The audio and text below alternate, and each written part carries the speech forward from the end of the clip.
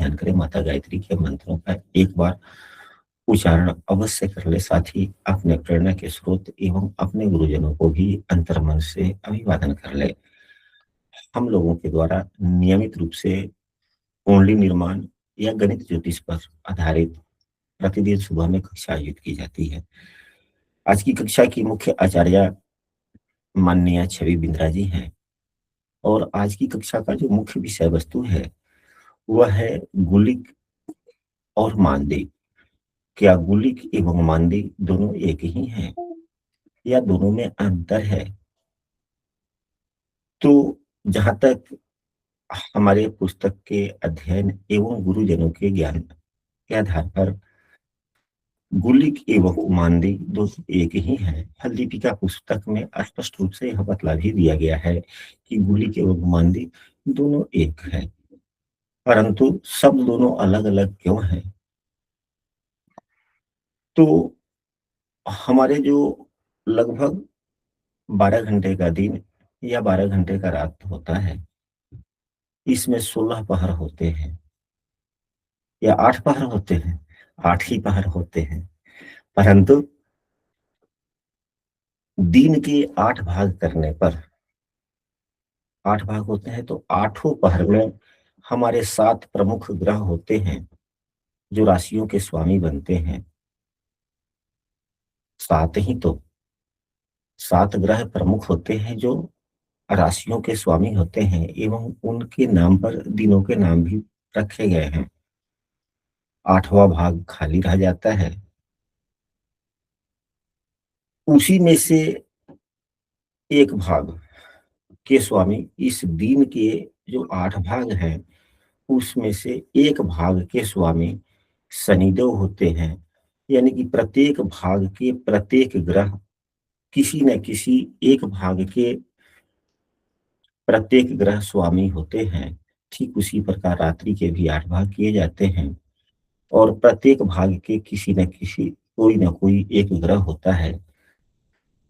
दिन के शनि के भाग को गुलिक कहा जाता है और रात्रि के शनि के भाग को मांदी कहा जाता है। चाहे दिन हो या रात्रि हो, 8वें भाग का स्वामी कोई नहीं होता।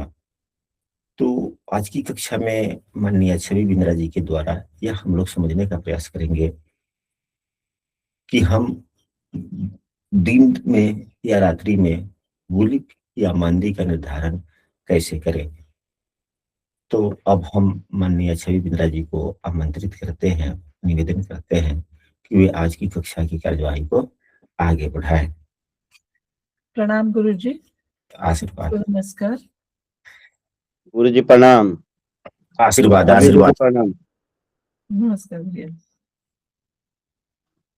गुरु जी, जैसे आपकी आज्ञा हुई है कि हम जिस कुंडली पर काम कर रहे हैं उस पर गुलिक का साधन करके प्रैक्टिस करें कि किस तरह से गुलिक को देखा जाए। तो सबसे पहले हमें गुलिक ज्ञात करने के लिए आपने हमें बता ही दिया कि क्योंकि दिन का जन्म है तो गुलिक होगा, अगर रात का जन्म है तो हम उसको कहेंगे कि वो मांदी है। तो सबसे पहले गुलिक ज्ञात करने के लिए हमें चाहिए होता है, दिन का जन्म है तो दिनमान, रात्रि का जन्म है तो रात्रिमान। अब यहाँ पर जातक का जन्म हुआ है दिन में तो हमें दिनमान की आवश्यकता पड़ेगी। अब दिनमान कैसे निकाला जाता है?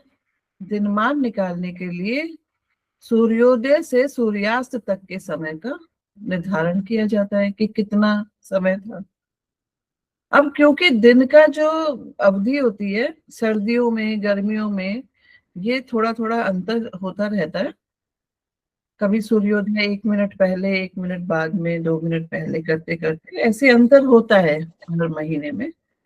तो हमें दिनमान निकालने के लिए आवश्यकता होती है सूर्योदय और सूर्यास्त की। अगर हम सूर्यास्त के मान में से सूर्योदय के मान को हटा देते हैं तो हमें दिनमान की प्राप्ति होती है। अब यहाँ पे जातक का जन्म हमने लिया है 19 फरवरी का, तो 19 फरवरी के सूर्यास्त में से 19 फरवरी के सूर्योदय को घटा देंगे। सबसे पहले हम लोग दिन के जन्म का ही प्रैक्टिस करेंगे और उसके बाद ये प्रैक्टिस करेंगे कि अगर जन्म रात में हुआ हो तो हम उसको कैसे कैलकुलेट करें, रात्रिमान की गणना कैसे करें। इसको अभी हम हॉल्ट पे रखते हैं, अभी हम इसको बाद में करेंगे। हमने यहाँ देखा कि जब 19 फरवरी का हम पंचांग देख रहे हैं तो पंचांग में क्या होता है कि सूर्योदय सूर्यास्त मेंशन किया रहता है। तो देखिए यहाँ पर मैंने 19 फरवरी का पंचांग का पेज आपके सामने लगाया है और यहाँ देख रहे हैं तो सूर्यास्त हुआ है 6:14 PM और सूर्योदय हुआ है 6:56 AM। तो अगर हम 6:14 को रेलवे टाइम के अनुसार क्या लिख सकते हैं, 18:14।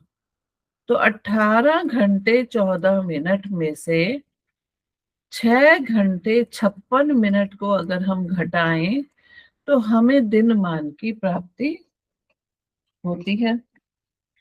और हम इसको अगर घटाते हैं तो 14 में से तो 56 जाएगा ही नहीं, आप सभी जानते हैं, तो इसमें 60 जोड़कर तो 56 को घटाने पर हमें 18 मिनट मिले। और ये घंटे हैं, ये मिनट है। और यहां से क्योंकि एक इधर लिया था तो ये 17 रह गया था, तो 17 में से 6 गया तो आया 11 घंटे। अब क्यों ये घंटे में है और ये मिनटों में है, तो हम क्या कर रहे हैं, मिनट को भी घंटों में बदल कर लिख दे रहे हैं कि ये 11.3 घंटा है। अब नियम क्या कहता है कि दिन मान को 8 भागों में बांटा जाए। क्या किया जाए, दिन मान को 8 भागों में बांट दिया जाए। तो दिन मान कितना आया है, 11.3 घंटे। इसको हम 8 से भाग कर देते हैं। तो जब हम 11.3 को 8 से भाग करते हैं तो हमें प्राप्त होता है 1.4125 घंटे। और एक भाग को कितना हो गया, 1 घंटा तो पूरा है, यानी कि इसमें मिनट दशमलव के बाद के उनको हम पहले 60 से गुणा करते हैं। तो क्या करना है, दशमलव के बाद की संख्या को 60 से गुणा करके हमें प्राप्त हुआ 24 मिनट और साथ में प्राप्त हुआ 45 सेकंड भी। इसका मतलब ये हुआ कि दिनमान के जब हमने 8 भाग किए तो प्रत्येक भाग 1 घंटा 24 मिनट 45 सेकंड का है।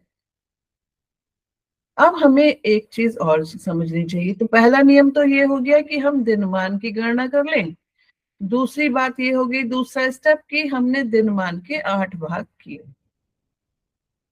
अब कहा जाता है, नियमों में ये बताया गया है कि सूर्योदय से सूर्यास्त तक के समय को जो हमने 1 2 3 4 5 6 7 और 8, ये पहला भाग, दूसरा 3 4 5 6 7 8, जो दिन है, जिस दिन को जातक का जन्म हुआ है,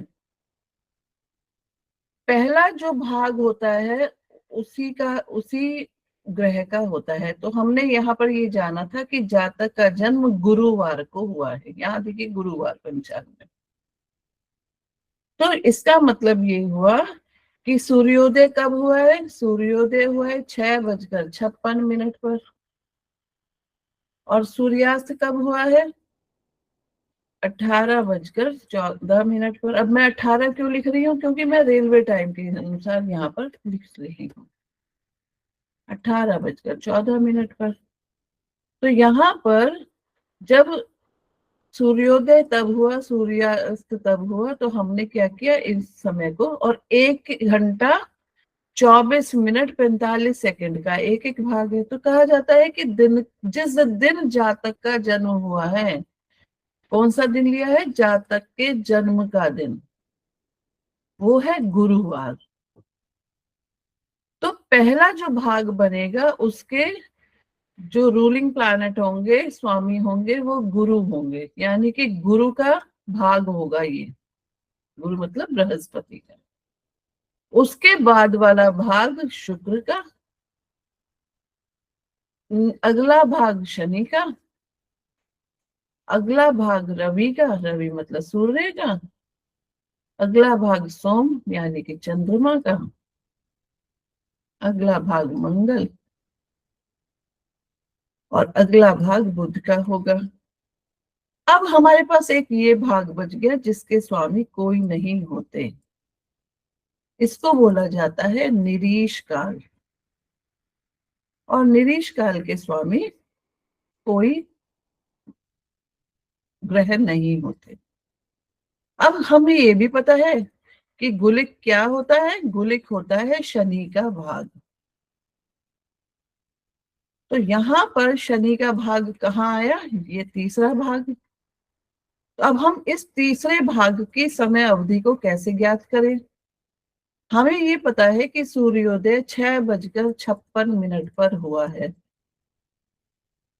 इसमें अगर हम ये जो हमने आठ भाग ये मान निकाला था, एक भाग का 8 से भाग करके 1:24:45 को जोड़ दें।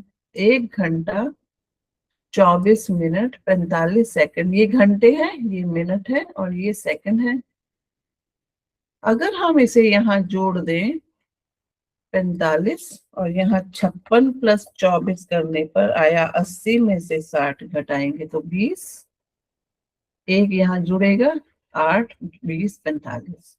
यानी कि जो गुरु का भाग है वो जो 6:56 पे शुरू हुआ था वो कब समाप्त हुआ? 8:20:45, 8:20:45 पर खत्म हुआ। और यहीं से शुक्र का भाग स्टार्ट हो गया, शुरू हो गया। तो अब पता लगाते हैं कि शुक्र का भाग कब खत्म हुआ। तो हमने 45 से जोड़ा तो 90, 60 घटाने पर 30, एक यहाँ जोड़ लिया तो 45 और ये आ गया 9। मतलब 9:45:30 पर शुक्र का भाग खत्म हुआ और शनि का भाग शुरू हो गया, गुलिक का भाग शुरू हो गया। इसी में अगर हम 1 घंटा 24 मिनट और 45 सेकंड को फिर से जोड़ दें तो यहाँ हमें 45 और 30 हो गया 75, 60 घटा लेते हैं 15, ये हो गया 6, 10 और ये आ गया 11। इसका मतलब हुआ कि 11:10:15 तक शनि का भाग चला। तो गुलिक काल, अगर हम कहें कि गुलिक काल कब से कब तक रहा, कब? 19 फरवरी 2026 को 9 बजकर इसके ये जो हमने समय लिया है, उस समय दिन में गुलिक काल कब से कब तक रहा? 9:45:30 से कब तक? 11:10:15 तक। अब हमें काल का तो पता चल गया, लेकिन हमें ये जानना है कि जातक की कुंडली में गुलिक कहाँ होंगे। तो जैसे कि अभी गुरुजी ने बताया था कि जो अंतिम समय होता है जहां पर गुलिक काल खत्म हो रहा है, उस समय का अगर हम लगन स्पष्ट करें और कुंडली तैयार करें तो जो लगन आएगा उसी लगन पर गुलिक होगा, उसी राशि में गुलिक होगा। लेकिन अभी जैसे गुरुजी ने हमें बताया था, कल भी बताया था कि हमारा गणना क्योंकि कभी कभी लगभग मान के करीब होती है, तो अगर हम इसको 11:10:15 ना लेके 11:10 तक का समय ले ले, 15 सेकंड को छोड़ दे थोड़ा सा, मतलब पहले की अगर हम लगन स्पष्ट करके बनाए तो हमें एग्जैक्ट पता चलेगा कि जातक की कुंडली में गुलिक कहाँ पर हैं। तो अब हमने क्या करना है कि वही डेट तो वही रहेगी, 19/2/2026 को 11:10 की अगर हम कुंडली तैयार कर लें, स्थान दिल्ली था इस जातक का, तो हमें ये पता चल जाएगा कि जातक के जन्म वाले दिन गुलिक कौन सी राशि में थे। तो ये ऑलरेडी मैंने कुंडली तैयार की है, मैंने 11:09 का यहाँ पर चार्ट तैयार करके रखा है। तो यहाँ लगन आ रहा है वृषभ लगन। तो वृषभ लगन का मतलब हो गया कि जो हमने जातक की कुंडली तैयार की थी उसमें वृषभ राशि में गुलिक हुए, तो यहाँ पर गुलिक हुए। ठीक है, अब कितने डिग्री पर हुए हमें ये भी जानना चाहिए, तो इसका अंशात्मक मान भी हमें जरूर समझना चाहिए। तो इसको अगर हम ऐप में देखें तो अंशात्मक मान को भी जरूर मेंशन करना चाहिए कि ये कितने बजे रहे होंगे। तो ये भी हमें बिल्कुल जरूर मेंशन कर लेना चाहिए कि कितने बजे ये होते हैं। तो अगर मैं फिर से इसको एक बार कुंडली में देखूं कि कितने बजे रहा होगा, 19 फरवरी बजे तो हमें पता चल गया कि 11:09 की हमने कुंडली बना रखी है, लेकिन जो वृषभ लगन है उसका अगर हम देखें, एक सेकंड में देखकर आपको बताती हूँ कि अंशात्मक मान कितना रहा होगा। 0 डिग्री 16 मिनट पर ही है। तो इसका मतलब है कि शुरुआत में ही इस कुंडली के तीसरे भाग के यानी कि इस मध्य पर ही गुलिक विराजमान है। तो इस तरह से हम क्या करते हैं, जब जातक का जन्म दिन के समय में हुआ है तो हम गुलिक की गणना कर सकते हैं, गुलिक काल की गणना कर सकते हैं। अभी यहाँ तक किसी को कोई प्रॉब्लम हो तो आप लोग पूछ सकते हैं, फिर हम रात्रि के समय अगर जातक का जन्म हुआ है तो हम उसकी गणना करेंगे। किसी का कोई प्रश्न है यहाँ तक? यहाँ पर एक अनकहे प्रश्न उत्पन्न हुए। हाँ जी गुरुजी। यदि अगर ध्यान में आ जाए तो अनकहे प्रश्नों को सुलझा देना चाहिए। हाँ जी। तो यहाँ पर ऐसा प्रश्न हो सकता है कि कोई कहेगा कि गुरुजी हमने यह 9 बजे का या 9:15 का जो जातक का जन्म है तो इनका गुलिक मांदी इस राशि में है, यहाँ पर है, यहाँ पर नहीं। वह अब उस दिन किसी भी जातक का जन्म होगा तो उसके लिए तो गुलिक वही रहेगा, भाव बदल जाएंगे। हाँ जी गुरुजी। अब यहाँ जैसे इस जातक का जो वृषभ राशि बनी थी, वृषभ राशि वह तीसरे भाव में बना था। हाँ जी। तो किसी का चौथे भाव में हो सकता है, किसी का लग्न में ही हो सकता है, किसी का कहीं हो सकता है, जी गुरुजी। किसी का पंचम भाव में, किसी का किसी भी भाव में हो सकता है। इसीलिए लेकिन हाँ जी सॉरी गुरुजी, इसीलिए हमने यहाँ पर लिखा कि 19/2/2026 को जो शनि का भाग था यानी कि गुलिक काल था वो इतने बजे से इतने बजे तक था। तो यहाँ पर हमने इसीलिए इसको लिखा कि जातक का जन्म अगर आगे पीछे भी हुआ हो किसी और जातक का तो उसके लिए भी गुलिक काल वही रहेगा, वृषभ राशि में ही गुलिक रहेगा।